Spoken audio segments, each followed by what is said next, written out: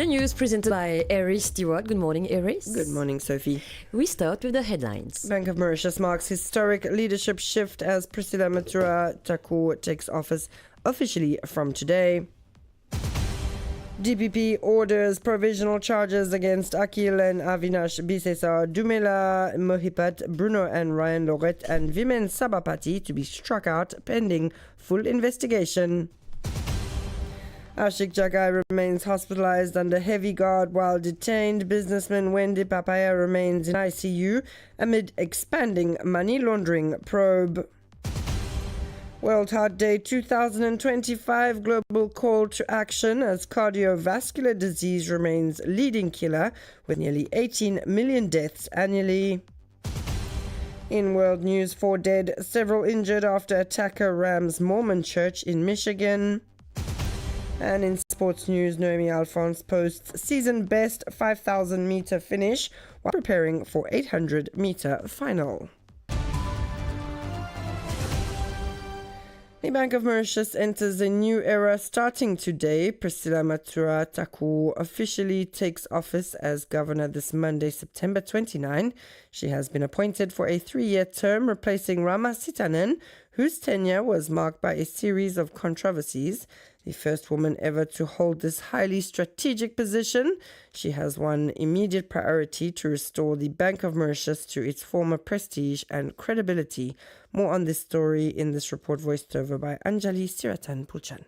Let's recall that Rama Sitanen had been chosen by the Prime Minister to restore the country's economic situation and strengthen the stability of the central bank. But certain allegations against Tevin Sitanen related to internal affairs at the bank sparked criticism and accusations of interference. These tensions led to the resignation of former second Deputy Governor Gérard Sampeur, who denounced pressure and meddling in banking decisions. In response to this crisis, Priscilla Matura-Takur has been appointed governor and Ramsamy Chinya has been named second deputy governor, replacing Sampeur. A seasoned economist, Priscilla Matura-Takur built an international career at the International Monetary Fund. Since 2009, she has held several key positions before being assigned in 2023 as a resident advisor at the Africa Training Institute based in Mauritius. She holds a PhD in economics from the University of Oxford and is recognized for her work on inequality and inclusive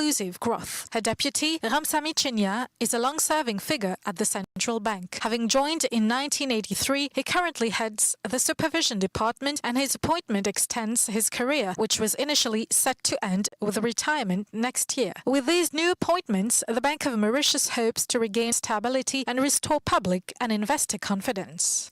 Lawyer Akil Bisesar, his brother Avinash, his partner Dumela Mohipat, Bruno Loret, Ryan Loret, as well as Vimen Sabapati are all appearing in court this Monday with the provisional drug trafficking charges against them to be struck out.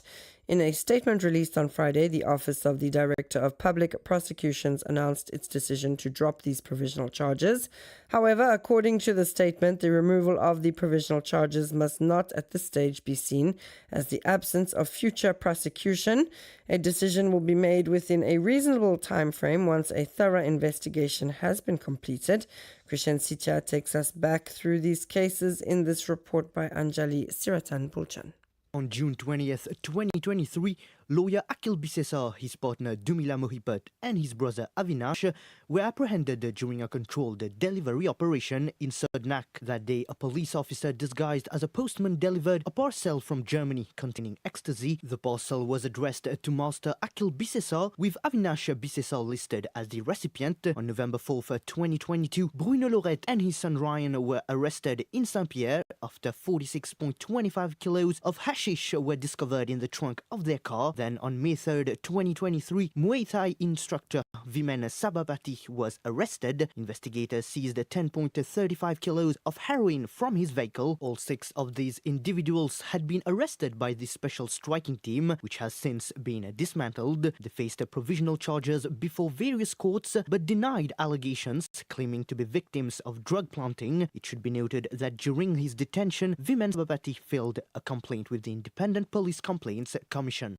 Since Friday evening, Ashik Jagai has been hospitalized in a clinic in Planviet. While being held at the former Alcatraz detention center at Line Barracks, he complained of feeling unwell. He's now hospitalized under constant police guard to prevent any attempt to interfere with witnesses or other suspects. Meanwhile, businessman Wendip Apaya, arrested in connection with an alleged money laundering network, also remains admitted in a clinic. This network, it is worth recalling, also involved Ali Sahib Jagai, the son of SP Jagai. And today, September 29, is also World Heart Day. Across the globe, the focus is on preventing cardiovascular diseases, the leading cause of death worldwide, with nearly 18 million lives lost every year. Kushen Sicha has more details in this report by Pranav Biari.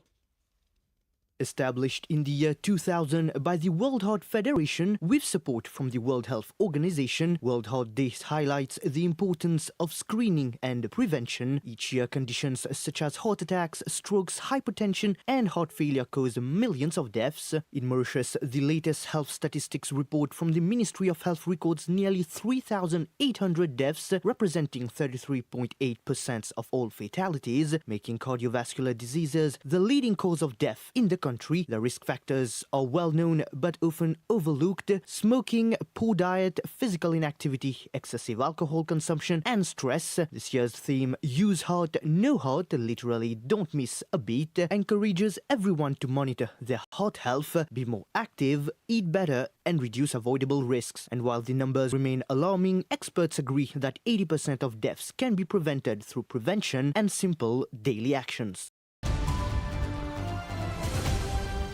And it's 9:07. We're listening to RM1, where we move to international news, where at least 4 people were killed and several others wounded on Sunday after a shooter targeted a Mormon church in Michigan. In the latest deadly tragedy that U.S. President Donald Trump called part of a national epidemic of violence. Police in the northern U.S. state said the shooter first rammed the church with his vehicle before opening fire with an assault rifle and then setting the building aflame. The attacker was killed by police in the parking lot 8 minutes after the first emergency call came in. In addition to 2 deceased victims announced earlier in the day, 2 more bodies had been recovered among debris at the burned-down church, with search efforts ongoing. Earlier, the police constable said 8 people had also been wounded in the attack, one of whom was in critical condition. And finally, in sports, Noemi Alphonse made her debut this Sunday competing in the women's 5,000 meters T554 event. The Mauritian athlete finished in 4th place with a time of 12 minutes, 23 seconds and 300ths, her best performance of the season. She will be back in action later this afternoon in the final of the 800 meters. In the men's long jump T20, Eddie Capdor finished 12th and Denovan Rabai 13th. Giovanni Philippe will compete today in the first heat of the 400 meters T20 at around 11:12 a.m. The Paralympic medalist was disqualified last year but had previously won a world medal, has a chance to do it again this year. Roberto Michel, for his part, has qualified for the final of the 400 meters T34 scheduled for 4:37 p.m. this afternoon. That's all from me this morning. Thanks so much for tuning in. Stay tuned now to the Intimate playlist.